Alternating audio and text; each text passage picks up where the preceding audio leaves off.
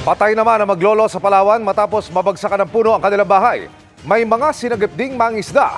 Live mula sa bayan ng Coron, nakatutok si Mark Salazar. Mark!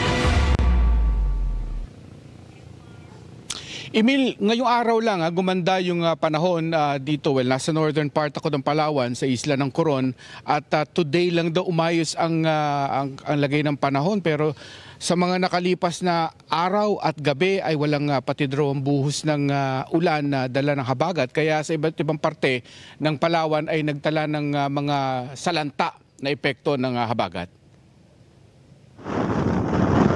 Nabalian sila ng katig. Na-rescue po namin.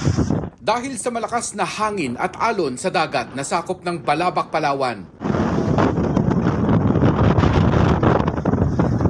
kinailangang i-rescue ang dalawang sakay ng isang bangka matapos mabalian ng katig.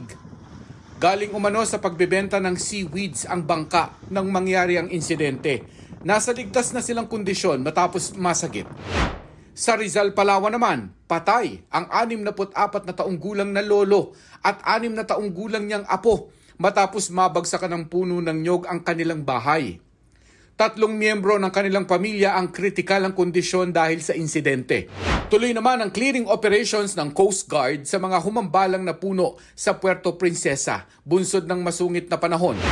Ayon naman sa DPWH Mimaropa, ilang kalsada sa Palawan at Romblon ang hirap pa ring madaanan dahil sa mga bumagsak na pader at gumuhong lupa.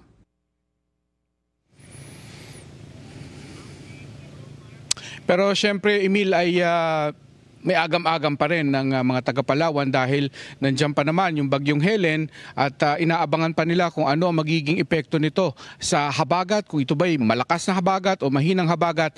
Hanggat hindi raw nakakaalis yung bagyong Helen ay sila patuloy na nakaalerto dito. Live mula dito sa Coron, Palawan para sa GMA Integrated News, Mark Salazar, nakatutok 24 oras. Maraming salamat, Mark Salazar.